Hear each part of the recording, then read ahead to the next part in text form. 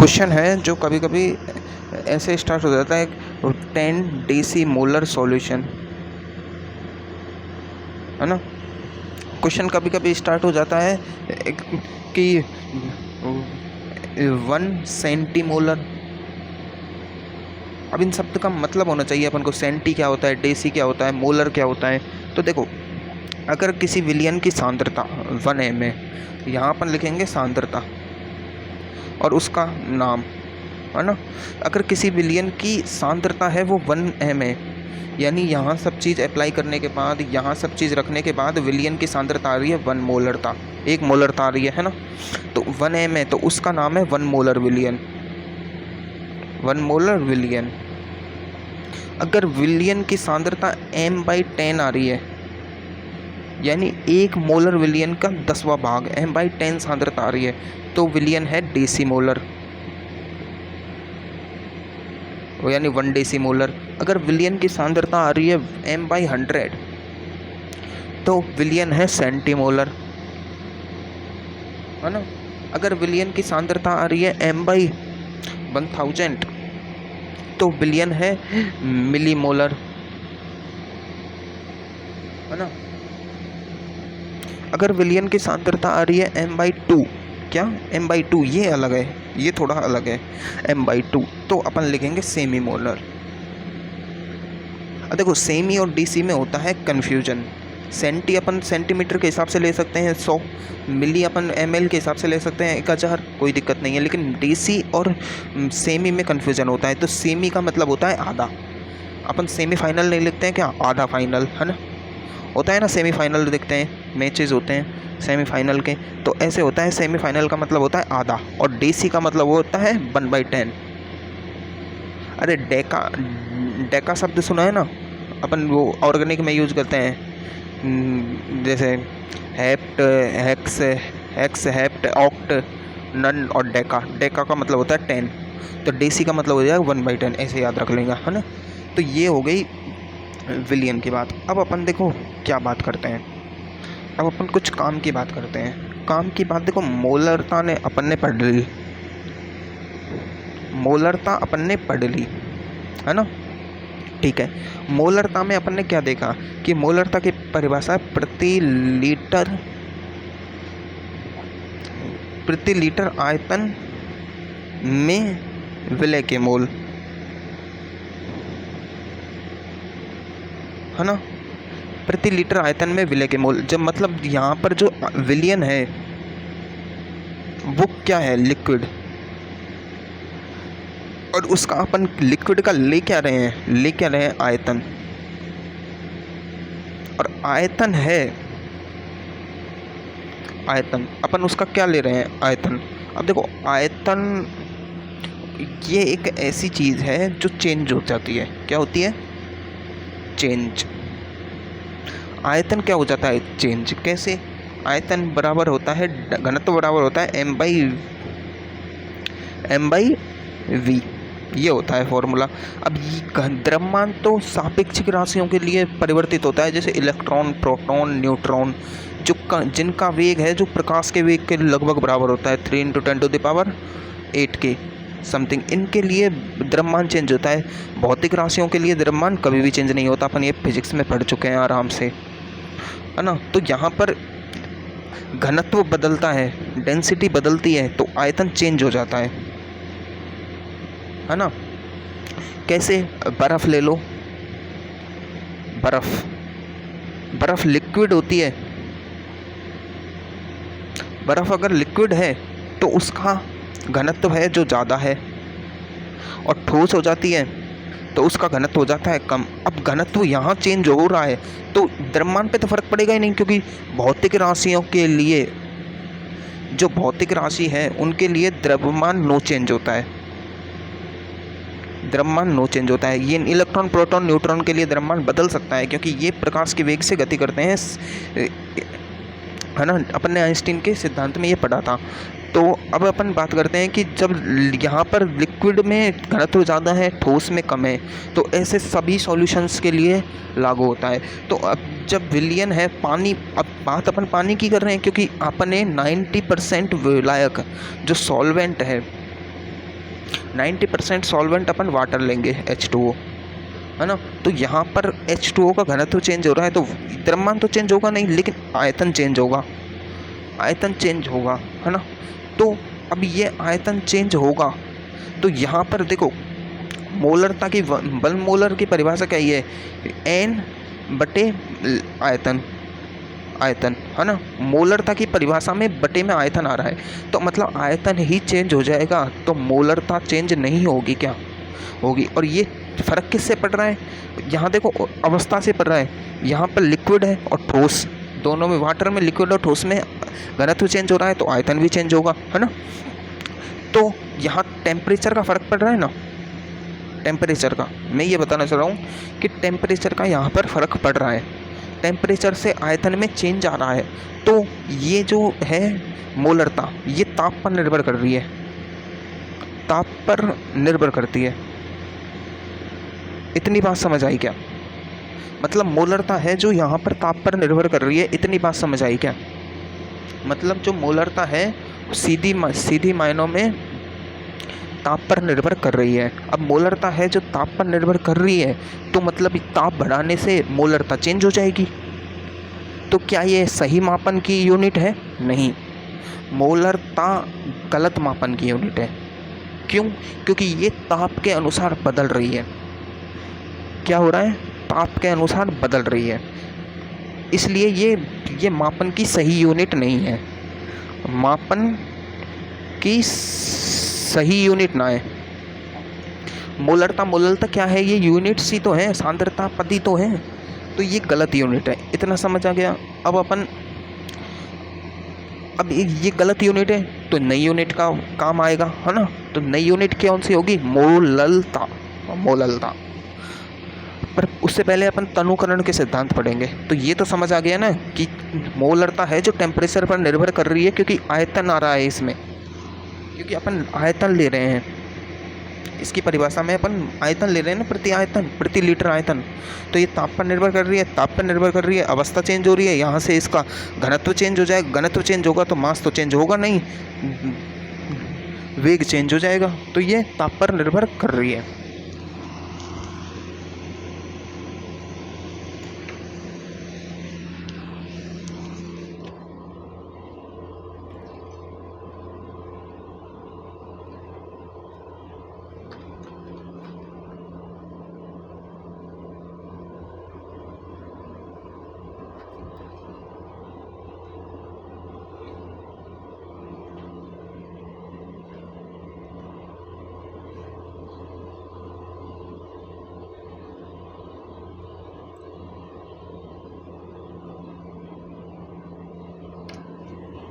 अब अपन तनुकरण का सिद्धांत पढ़ेंगे।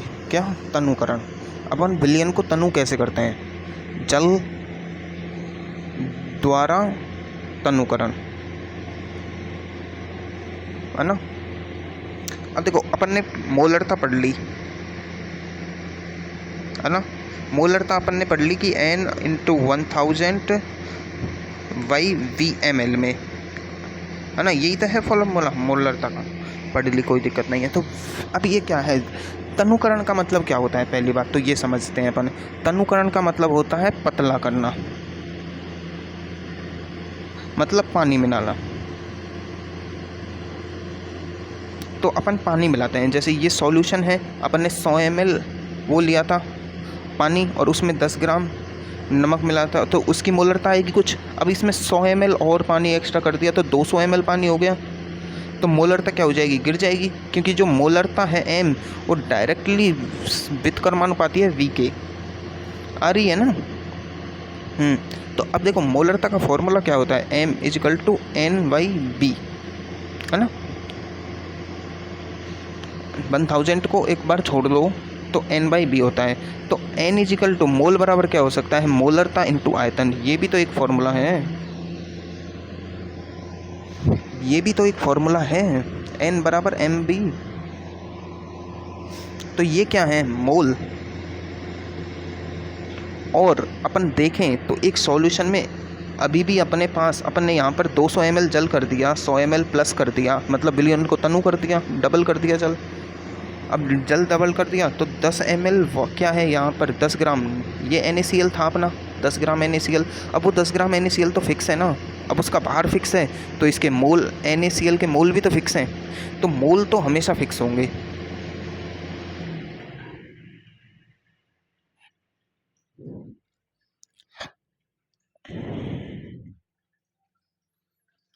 अब मोल तो फिक्स है तो चेंज क्या हो रहा है, ये दोनों चेंज होंगे, अब ये दोनों चेंज होंगे, है ना। तो अपने पास चेंज क्या होगा, ये m यानी मोलरता चेंज होगी और आयतन चेंज होगा, आयतन चेंज होगा तो मोलरता चेंज होगी। अब देखो यहाँ पर आयतन बढ़ाएंगे तो मोलरता घटेगी, तो इन दोनों का जो गुणनफल है वो कांस्टेंट है, इन दोनों का जो गुणनफल है वो कांस्टेंट है ना। तो ये अपन को यहाँ से ये समझ आ रहा है, तो सीधी सी बात है, आयतन बढ़ाने पर मोलरता घटती है, यह है कॉन्सेप्ट। लेकिन यहाँ पर एक भी बात है, लेकिन विलय के मोल फिक्स रहेंगे, है ना। तो अपन देखते हैं कि ये कोई विलियन था, उसका पहले मोलरता m1 थी, है ना, आयतन v1 था, बाद में मोलरता होगी m फाइनल m r, है ना, परिणामी विलयन की मोलरता और परिणामी विलयन का आयतन, ये है, ये दोनों हमेशा बराबर रहेंगे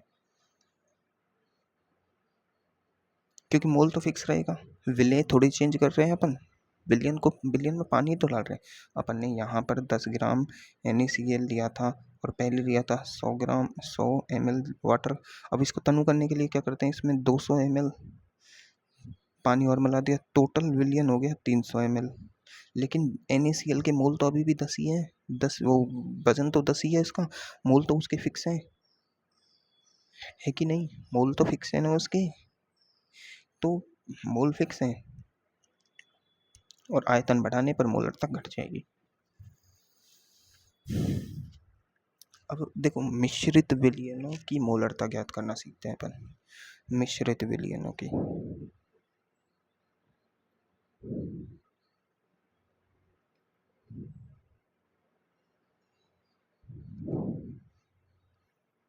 अब देखो मिश्रित विलयन क्या होते हैं, कि मिश्रित विलयन होते हैं जिसमें जैसे एक ये भी कंटेनर है, इसमें इसका आयतन v1 मान लिया, इसमें अब इसका आयतन मान लिया अपन ने v1, है ना, और इसमें कोई भी m1 मोलरता का विलयन है ना, ये इसका आयतन v2, इसकी ये मोलरता m2 है, दोनों को मिक्स करेंगे तो एक नया विलयन मिल जाएगा, ये जिसका आयतन, अब देखो आयतन तो फिक्स है ना, टेम्परेचर थोड़ी चेंज कर रहे हैं अपन, टेम्परेचर चेंज नहीं कर रहे तो ये v1 ये v2 फिक्स हो जाएगा, ये तो v1 प्लस v2, खेल तो इसका है m1 m2 का। अब ये m1 प्लस m2 कैसे होंगे, यही पता करना है। अब ये m1 m2 कैसे होगा, यही तो पता करना है, क्योंकि आयतन तो फिक्स है ना, क्योंकि आयतन तभी चेंज होता है जब टेम्परेचर चेंज होगा, और अपने के सिलेबस में ये है नहीं, लेकिन क्वेश्चन आ सकता है, क्या मोलरता मापन की सही यूनिट है, तो ये एक शुद्ध यूनिट नहीं है, क्योंकि टेम्परेचर के साथ आयतन परिवर्तित हो जाता है, लेकिन अपन मिलियन मिला रहे हैं तो टेम्परेचर थोड़ी चेंज कर रहे हैं यहाँ पे, तो आयतन तो फिक्स है ना। अब अपन देखते हैं कि अब देखो विलयन कैसे हो सकते हैं, मिश्रित विलयन। अब देखो अपन मिश्रित विलयन में क्या हो सकता है, अपन अम्ल प्लस अम्ल कर सकते हैं, है ना, क्षार प्लस क्षार कर सकते हैं, है ना, अम्ल प्लस क्षार कर सकते हैं, है ना, ये भी तो हो सकता है ना। तो ये है, ये दो कॉन्सेप्ट हैं, ये दोनों तो सेम है, ये दो कॉन्सेप्ट हैं, एक तो समान समान समान प्रकृति के ये दोनों हैं, ये है असमान प्रकृति का, क्योंकि इसमें एक क्षार है एक अम्ल है ना। अपन ने पहले पढ़ा था कौन सा, आर्हेनियस के सिद्धांत। अपन ने अम्ल क्षार अभिक्रियाएं पढ़ी थी ना उसमें, केमिकल इक्विलिब्रियम में, रासायनिक साम्य में। मुझे पता है याद होगा, लेकिन एक बार देख लेना रासायनिक साम्य की स्टार्टिंग, अम्ल क्षार सिद्धांत, उनमें है ना अपन ने एक तनुकरण वो उदासीनीकरण का सिद्धांत पढ़ा था।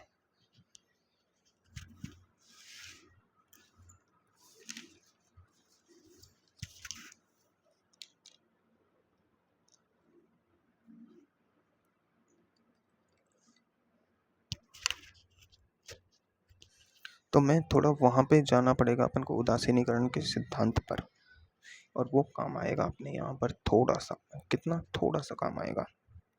तो अपन पहले तो देख लेते हैं ए पार्ट है समान प्रकृति का विलयन। और समान प्रकृति में अम्ल अम्ल हो सकता है, अम्ल प्लस अम्ल, और हो सकता है क्षार प्लस क्षार, है ना। तो अब देखो समान प्रकृति के है ना, अम्ल है जो H प्लस देता है, तो ये इसकी क्या है, क्षारकता। मैंने बताई थी ना सर क्षारकता का कॉन्सेप्ट। क्षार है जो OH माइनस देता है, ये इसकी क्या है, अम्लता, है ना।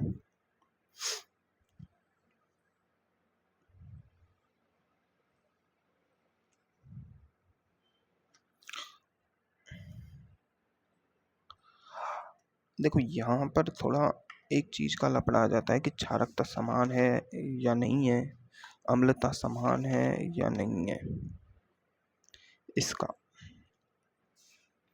और ये जो लफड़ा है यही क्वेश्चंस को दिक्कत कर देता है।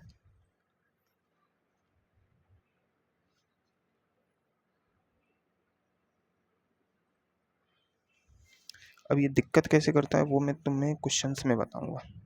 देखो एक अम्ल तो ऐसा है HCl, और एक है H2SO4, है ना,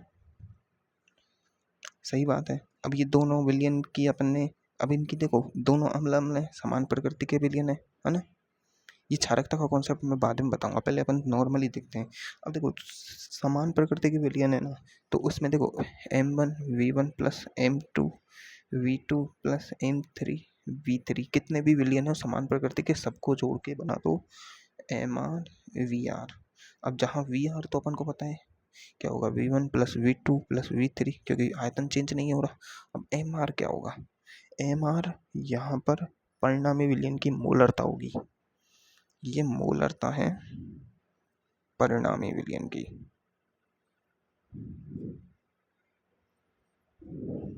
अब ये निकालेंगे कैसे, अपन को इसकी मोलरता पता होगी, इसकी मोलरता पता होगी, इसकी मोलरता पता होगी, और इसका आयतन पता है, इसका आयतन पता है, इसका आयतन पता है, सबको करेंगे और आयतन ये Vr यहाँ से लिख देंगे तो Mr यहाँ से आ जाएगा। ऐसे अपन निकालेंगे कैसे, Mr इजिकल टू आएगा M1V1 plus M2V2 plus M3V3 by Vr, और Vr में क्या है, Vr बराबर यहाँ पर क्या है V1 plus V2 plus V3। ऐसे यहाँ पे अपन Mr निकाल सकते हैं। ये है समान प्रकृति के विलयनों की। विपरीत प्रकृति के विलयन होते हैं ना, इसमें तो अपन समान प्रकृति में तो जोड़ते हैं। अब देखो विपरीत प्रकृति, अब विपरीत प्रकृति है, विपरीत प्रकृति में एक अम्ल है एक क्षार है। अब क्या होगा, अम्ल देखो अम्ल होता है HCl, क्षार होता है NaOH। अब ये क्या होगा, ये टूटता है H plus plus Cl minus में जल में, ये टूटता है Na plus plus OH minus में। अब यहाँ पर उदासीनीकरण की अभिक्रिया हो जाती है क्या,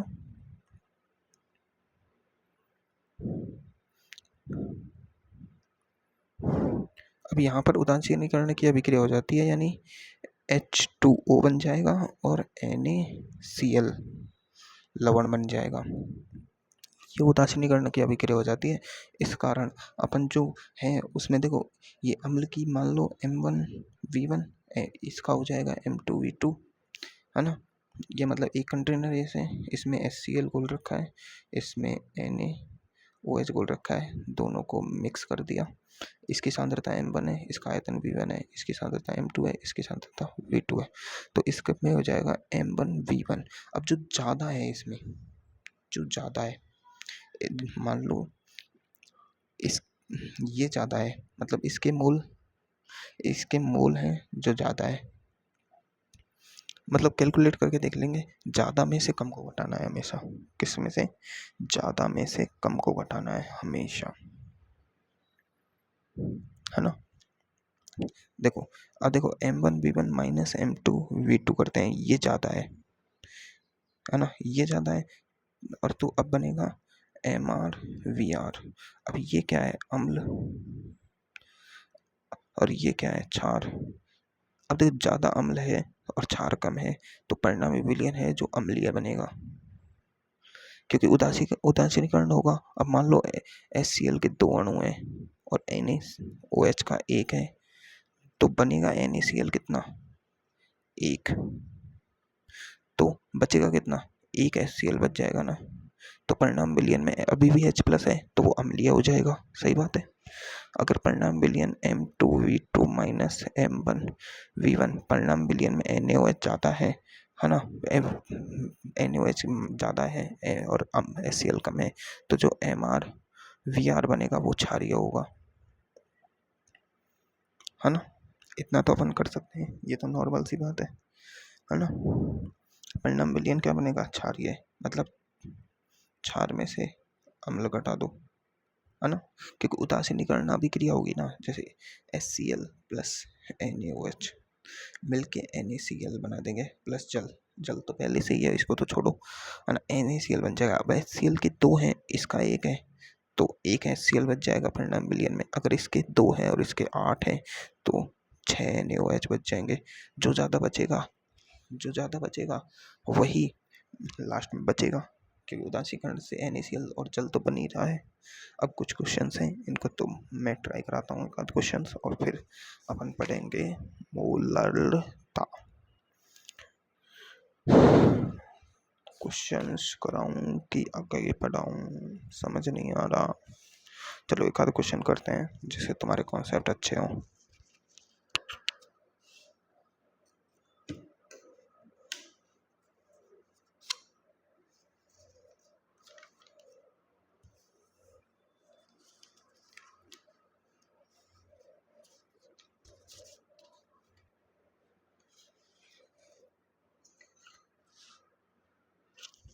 पहला क्वेश्चन है, 18 ग्राम ग्लूकोज को जल में घोलकर 500 ml विलयन बनाया गया, विलयन की मोलरता होगी। यानी क्या कह रहा है कि 18 ग्राम ग्लूकोज है, ग्लूकोज को घोल दिया वाटर में मिला दिया और विलयन बना दिया 500 ml। ठीक है, 500 ml विलयन बन गया, तो उसकी मोलरता क्या होगी? यानी M पूछ रहा है 500। तो देखो, 18 ग्राम ग्लूकोज के मोल निकालो पहले थे, है ना। ग्लूकोज के मोल 18, है ना, बटे मोल हो जाएगा कितना? 18 बटे 180, ग्लूकोज का वो होता है 180, तो ये हो जाएगा 1/10 मोल, है ना।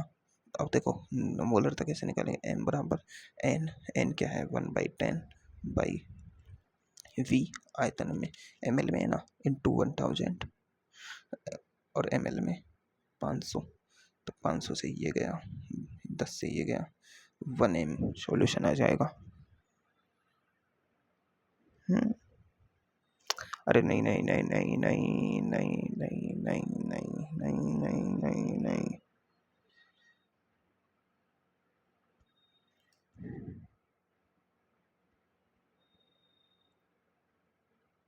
ये क्या कर रहा है?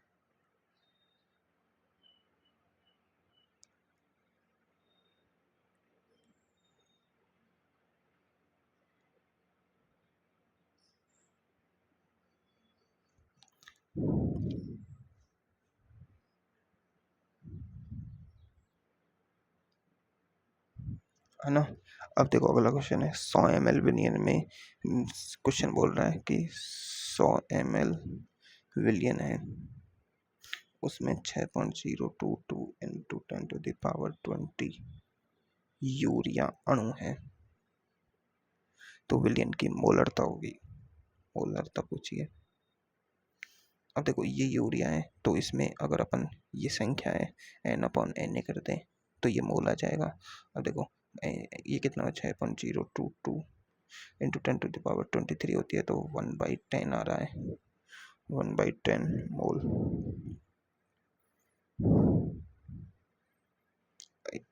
ये 20 है, 20, ये 20 है, तो ये 1/1000, ये 20 है क्वेश्चन में, है ना। तो आयतन कितना दिया है, इसका आयतन दिया है 100 ml,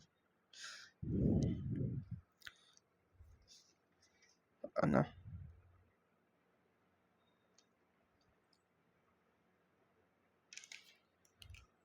100 ml। अब देखो सर ने क्वेश्चन क्या कर रखे हैं, सारे लीटर में कर रखे हैं, अपन को लीटर में नहीं करने हैं, अपन को ml में ही करने हैं, ठीक है, क्योंकि क्वेश्चंस में ml में ही आता है आंसर।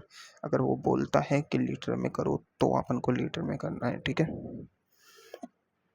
अब देखो 100 ml है, तो ये m इजिकल टू हो जाएगा, ये कितना है 1/1000 बाई ये 100 इंटू 1000। अब देखो ये 1000 से 1000 गया, ये 100,000 ऊपर चल जाएगा तो बिलियन आ जाएगा।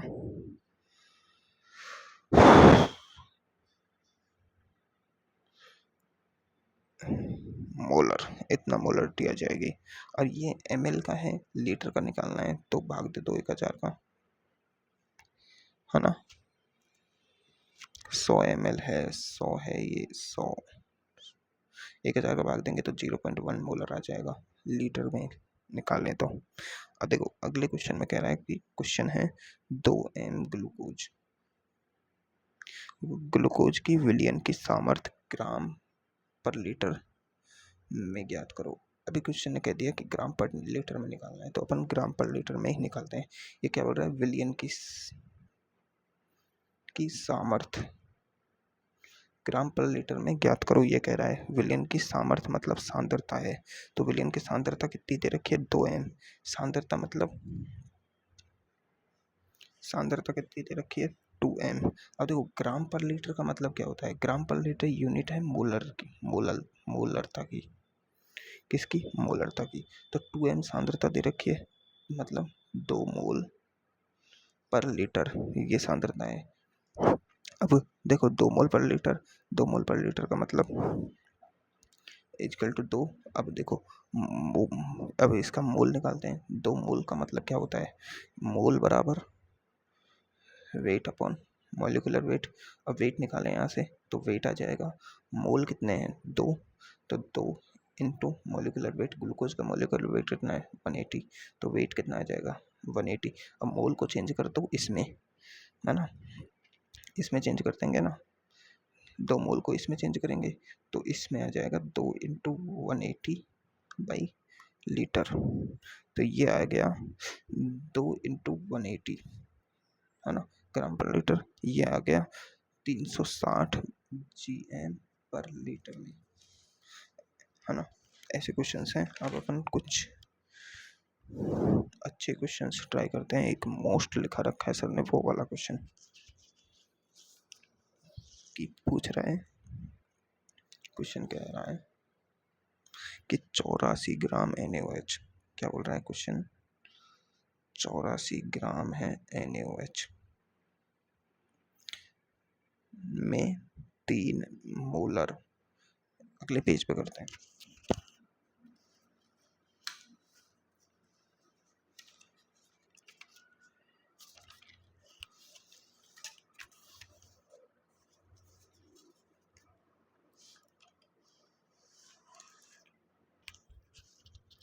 देखो क्वेश्चंस तो बहुत सारे हैं, पर देखो 360 ग्राम जल, 360 ग्राम जल क्वेश्चन है, 360 ग्राम जल की मोलरता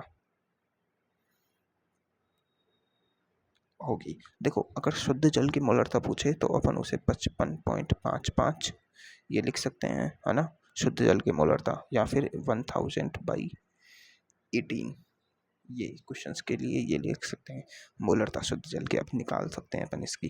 देखो शुद्ध जल की मोलरता निकालते हैं, m is equal to n by कितना होता है, n बाई कितना होता है, n बाई v, है ना। तो देखो 360 ग्राम है। अब ग्राम जल में क्या होता है, H2O कितना 18 ये मोलर वेट हो गया इसका।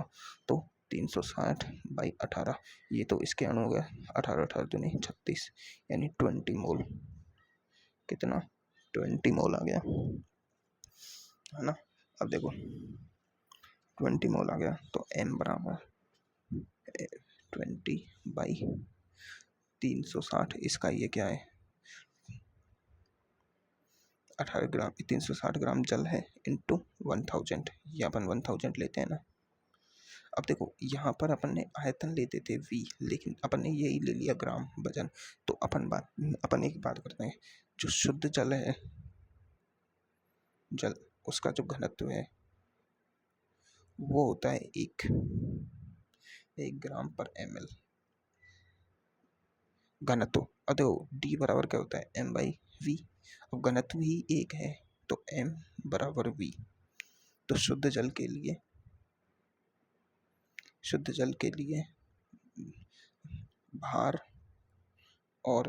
भार बराबर होता है आयतन, जो घनत्व होता है वो 1 होता है इसलिए। तो यहाँ पर 360 लेंगे, इससे ये गया, है ना। तो देखो 36 ये 18 आ गया, है ना। तो 1000/18 आ गया ना, 1018। तो शुद्ध जल की मोलरता इतनी ही होती है, चाहे जल कितना भी ले लो कोई फर्क नहीं पड़ता, है ना। अब मोस्ट क्वेश्चन करते हैं अपन, एक मोस्ट क्वेश्चन करते हैं कि 84 ग्राम NaOH है, अब से 3m NaOH बनाने के लिए विलयन का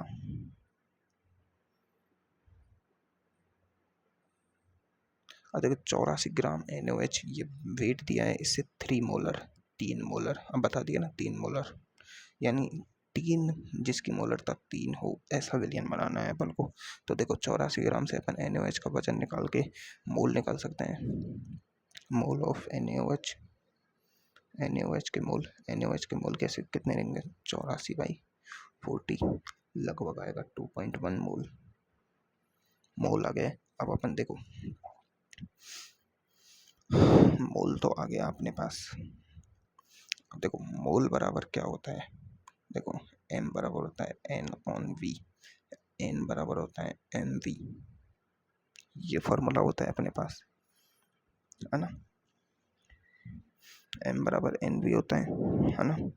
तो अब देखो आयतन, अब इसमें ये दे रही है 3, तो n है 2.1 बराबर मोलरता कितनी है 3 इंटू v, और देखो v इक्वल टू आएगा 2.1/3, ये 30 हो जाएगा, 3×30 3×7=21 7/10 लीटर में, क्योंकि अपन ने 1000 नहीं लिया है ना, और यहाँ अपन ने 1000 नहीं दिया है तो ये लीटर में आ रहा है, ठीक है।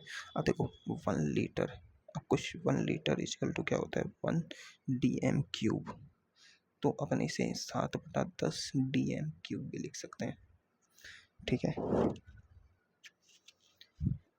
ऐसे क्वेश्चंस आते हैं इसमें, अच्छे क्वेश्चंस हैं और तुम ट्राई करना, बाकी के क्वेश्चंस मैं करा दूंगा। अब अपन थोड़ा मोलरता देख लेते हैं, मोललता क्या, मोललता। देखो मैंने मोलरता अच्छे से पढ़ाई है तो मोललता मैं थोड़ा फास्ट लूँगा।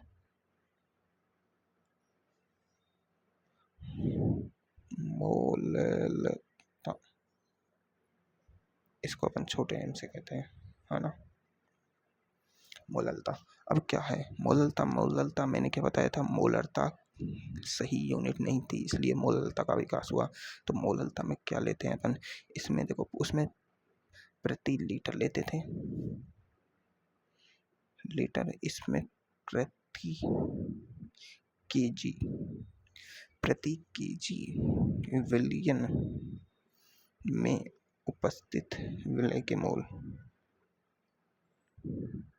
क्योंकि इसमें अपन ने भार ले लिया, वजन ले लिया, तो मोललता m छोटा m बराबर क्या हो जाएगा, n into V in kg, है ना। अब v आयतन थोड़ी ले रहे हैं अपन, यहाँ वेट ले रहे हैं। क्या ले रहे हैं, वेट, वेट इन केजी। अब ये वेट किसका है, वेट है सॉल्यूशन का, ये वेट सॉल्यूशन का है, सॉल्वेंट का नहीं है, सॉल्वेंट का नहीं है। तो m इजिकल टू n, ये क्या है, सॉल्यूट विलय के मोल बटे v सॉल्यूशन विलियन का इनकी। अब इसको अगर ग्राम में लें तो ऊपर 1000 से मल्टीप्लाई कर दो, वही फॉर्मूला वापस आ गया है। यहाँ पर v सॉल्यूशन का है। अगर देखा जाए तो n को अपन लिख सकते हैं WA, है ना, इंटू 1000 बटे इसको किस बटे MA। अब देखो यहाँ पर सॉल्यूशन का वेट है, जो सॉल्यूशन का वेट है वो सॉल्यूशन किससे बना है, A प्लस बी से।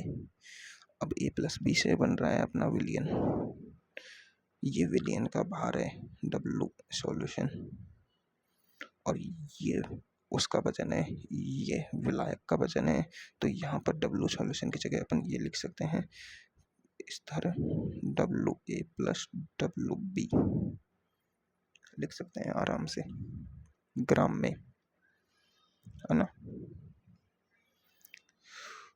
और देखो सर ने नोट लिखा है कि मोललता सांद्रता निर्धारण की सबसे अच्छी इकाई है, क्योंकि यह ताप पर निर्भर नहीं करती। ताप से आयतन प्रभावित होता है पर द्रव्यमान बहुत ही कम प्रभावित होता है। ताप स्वतंत्र इकाई है जिसमें आयतन नहीं आता। तो वो तो मैंने कॉन्सेप्ट बता ही दिया तुम्हें पहले, इतना बताने की ज़रूरत ही नहीं है। तो अपने पास मेन फॉर्मूला क्या है, नेक्स्ट पेज पे लिखते हैं इसे।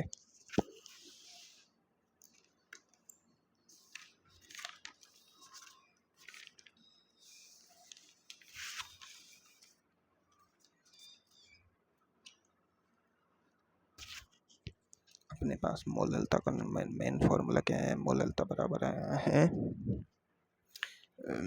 Wait of A into 1000 by MA into W solution, या फिर M equal to N solute by into 1000, ये ग्राम में है, बटे W सॉल्यूशन इंटू ग्राम, ये फॉर्मूला आ गया। अब यहाँ अपन आराम से क्वेश्चंस ट्राई कर सकते हैं, तुम क्वेश्चंस ट्राई करना। उसके बाद अपन पढ़ेंगे नॉर्मलता,